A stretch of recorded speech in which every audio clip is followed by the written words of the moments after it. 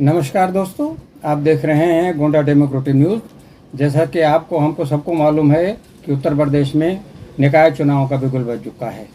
इसी क्रम में गोंडा में भी जो प्रत्याशी लड़ना चाहते हैं उसमें सब पार्टियों में लंबी लंबी लाइन लगी हुई है, लेकिन सबसे ज़्यादा लंबी लाइन भाजपा में लगी हुई है और जिसमें सबसे ज़्यादा प्रबल दावेदार हैं माया शुक्ला जी। श्रीमती माया शुक्ला जो कि किसी परिचय की मोहताज नहीं है, कई 20-25 वर्षों से वो महिला विंग का भार संभाल रही हैं और इनके पति श्री अरुण शुक्ला जी तो उन्होंने जीवन पूरा समर्पित कर दिया है भाजपा के लिए।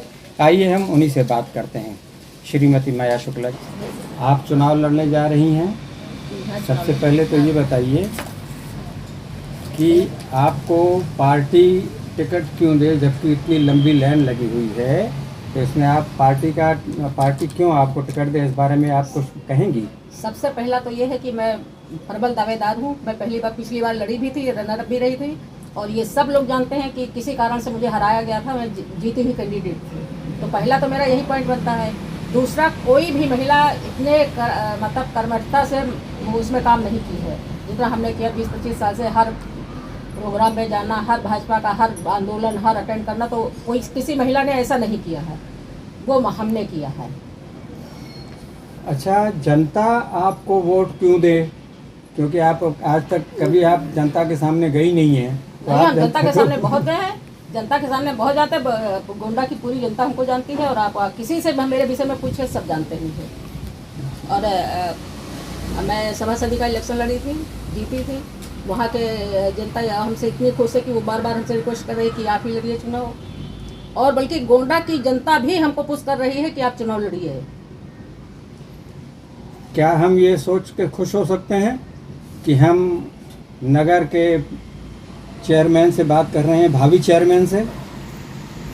अब ये तो भविष्य और किस्मत पर मुझे कह गया, क्योंकि पिछली बार जब मेरी जीती हुई सीट मुझे हराया गया, तो फिर अब मैं किस्मत के ऊपर भी थोड़ा छोड़ती हूँ। वैसे मुझे पूरा गोंडा की जनता पर पूरा भरोसा है। सबसे कठिन प्रश्न हमारे लिए तो है, लेकिन हो सकता है वो सबसे आसान प्रश्न आपके लिए हो।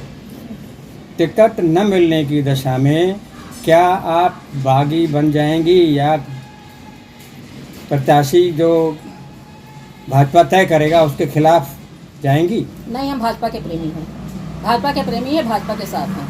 चाहे हमको टिकट मिले या ना मिले, हम भाजपा के साथ हैं। लगभग 25-30 साल से भी कई बार हमने टिकट मांगा, हमको नहीं मिला, लेकिन हमने कोई बगावत नहीं की। हमने कोई किसी दल में नहीं किया, किसी का विरोध नहीं किया, और ऐसा भी नहीं है कि कभी पार्टी का साथ ना दिया हो। बराबर प्रचार किया, जिसको भी टिकट मिला प्रचार भी किया, और कंडेंसी की गए, वोट डलवाने गए, सब किया। ऐसा कुछ नहीं करते, हमें भाजपा से प्यार है। पिछली बार आपकी हार क्यों हुई, हालांकि ये पूरा नगर जानता है। हाँ।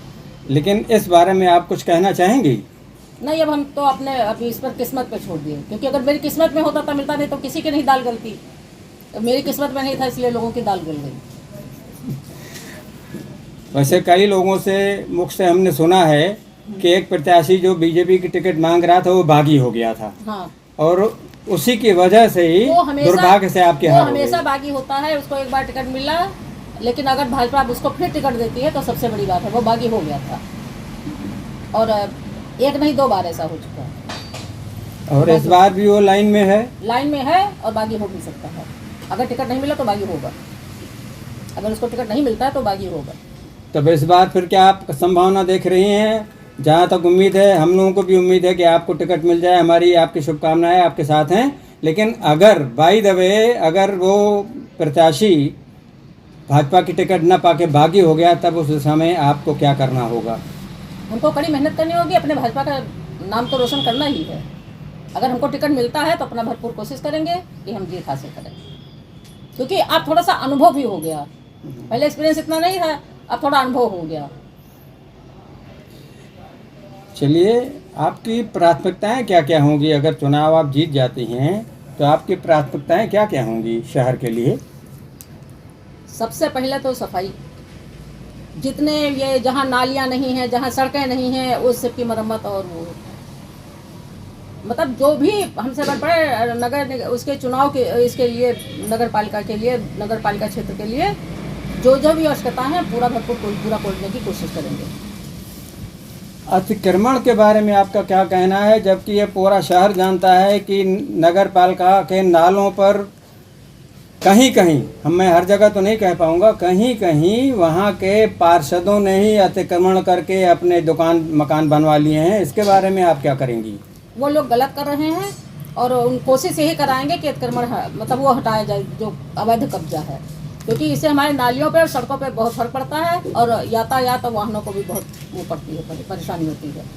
क्योंकि जब हम लोग बाहर निकलते हैं और सड़कों पे सड़क उस पर तो नालियों तक तो लोग अपनी दुकान रखे हैं, आगे अपनी वो दुकानें साइकिल या गाड़ी खड़ी कर देते हैं, तो रोड पे चलने वालों को बहुत परेशानी होती है। तो इसका भी ध्यान रखना है।